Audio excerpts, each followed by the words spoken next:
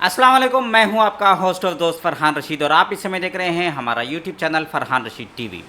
दोस्तों, आज 10 मई 2024 है और आने वाले 13 मई 2024 को आंध्र प्रदेश में असेंबली इलेक्शंस और लोकसभा इलेक्शंस होने वाले हैं, यानी कि एमएलए और एमपी का इलेक्शंस है। दोस्तों, इस बार हमें बहुत होशियार रहना है और सोच समझ करके वोट डालना है।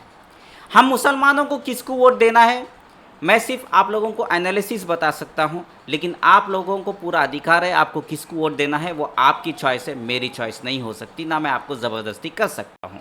तो चलिए अभी सीधे मैं पॉइंट पर आता हूं। देखिए दोस्तों, आपको पता है कि इस बार की इलेक्शन में तेलुगु देशम पार्टी और जनसेना, जो चंद्रबाबू नायडू गारू की पार्टी और पवन कल्याण गारू की पार्टी जो है, वो बीजेपी नरेंद्र मोदी गारू के साथ मिली हुई है।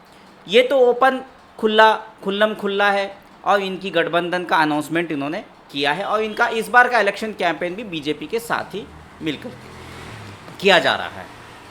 तो दोस्तों, जो मैं कह रहा हूँ वो ध्यान से सुनिए। इस बार वोटिंग के समय हमें एमपी के वोट को और एमएलए के वोट को कुछ अलग अंदाज में करना है।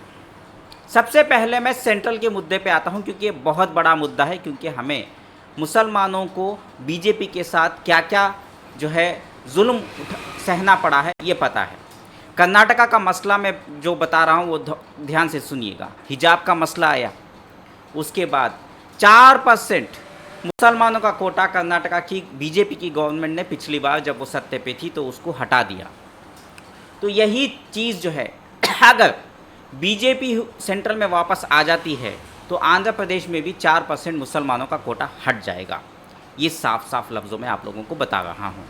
और दूसरी चीज़, बीजेपी के एक नेता ने कहा है कि वक्फ बोर्ड की प्रॉपर्टीज़, वक्फ बोर्ड जो है उसको पूरी की पूरी जो है ख़त्म किया जाएगा, यानी कि वक्फ बोर्ड की प्रॉपर्टीज़ जो है वो गवर्नमेंट टेक ओवर कर लेगी और वक्फ बोर्ड हमारा नहीं रहेगा। ये गवर्नमेंट के कंट्रोल में सीधा सीधा चला जाएगा। वैसे भी वक्फ बोर्ड एक गवर्नमेंट ही है, लेकिन इसमें पूरा मुसलमानों का हक होता है, लेकिन इसको जो है जनरल पब्लिक के लिए आम कर दिया जाएगा। ये बीजेपी ने इनडायरेक्टली जो है एक के नेता ने ऑलरेडी चेतावनी दे रखी है कि फिर से अगर वो सेंट्रल में आते हैं तो वक्फ बोर्ड की प्रॉपर्टीज़ हमारे हाथ से जाएगी। तो ये आप लोगों को ध्यान रखना है। और जो है बहुत सारी चीज़ें हैं, हमारे खाने पीने, हलाल खाने पीने को तक जो है इसमें भी ये लोग घुसने लगे, टांग अड़ाने लग गए हैं। तो दोस्तों, इस बार एमपी के इलेक्शंस में हमें किसको वोट देना है ये मैं सिर्फ एनालिसिस बता सकता हूँ, क्योंकि टीडीपी और जनसेना बीजेपी के साथ मिले हुए हैं। हम इनके कैंडिडेट को बिल्कुल जिता नहीं सकते। इनके कैंडिडेट को जिताना का मतलब बीजेपी को जिताने का है, ये साफ साफ बात है। अब वाईएसआर कांग्रेस को जिताना है या नहीं जिताना है, एमपी के इलेक्शंस की बात कर रहा हूँ, लोकसभा के इलेक्शंस में एमपी की सीट के लिए वाईएसआर कांग्रेस में इतना दम नहीं है कि वो जो है सेंट्रल में बीजेपी को हरा सके। अगर किसी को दम है तो वो है कांग्रेस को ही है। हाथ याद रखिए, इंदिरा गांधी को याद करिए, राजशेखर रेड्डी गारू को याद करिए। तो इस बार हमें अगर एमपी के कैंडिडेट को आंध्र प्रदेश में वोट करना है तो एक बार सोचिए कि क्यों ना हम कांग्रेस को वोट करके बीजेपी को हटाएं। अब आते हैं लोकल एमएलए की बात करते हैं। हमारे आंध्र प्रदेश के चीफ मिनिस्टर प्रेजेंट जो जगन मोहन रेड्डी गारू हैं, उनके ऊपर इल्ज़ाम है कि वो बीजेपी के साथ मिले हुए हैं, लेकिन सीधा सीधा कोई टाइप तो नहीं है, ना कोई गठबंधन है। गठबंधन जो है वो टीडीपी और जनसेना का बीजेपी के साथ डायरेक्टली अलायंस है, ये तो खुल्लम खुल्ला सब लोगों को पता है। अब जगन मोहन रेड्डी गारू क्यों बीजेपी के साथ नहीं है, उसका सीधा सीधा जो है एक लाइव एग्जाम्पल देता हूँ। ये एक ही एक पार्टी है आंध्र प्रदेश के अंदर जिसने 7 मुसलमानों को, जी हाँ आपने सही सुना, 7 मुसलमानों को एमएलए की टिकट दिया है। तो क्या ये मुसलमानों के साथ है या नहीं है, ये आप लोग अंदाज़ा लगा सकते हैं।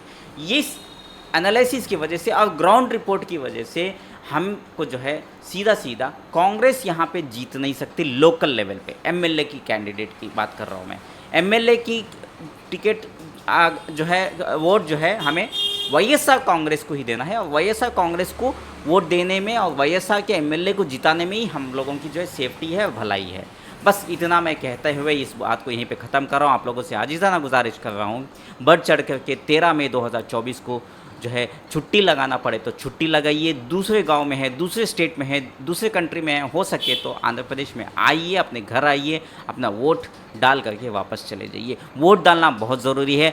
हर एक हमारे कौम के भाई और बहन बुज़ुर्गों को सबको जो है वोट डालना है। अगर बुज़ुर्ग वोट देने के लिए जा रहे हैं तो मैं नौजवानों से गुजारिश कर रहा हूँ कि उन बुज़ुर्गों को जो है वोट डालने के लिए उनके लिए साथ दें, उनको लेकर जाएँ, उनको हेल्प करें। बस इतना कहते हुए इस वीडियो को यहीं पे ख़त्म कर रहा हूँ। इस वीडियो को खूब वायरल कर लें। शुक्रिया, अल्लाह हाफ़िज़। आपका फ़रहान रशीद।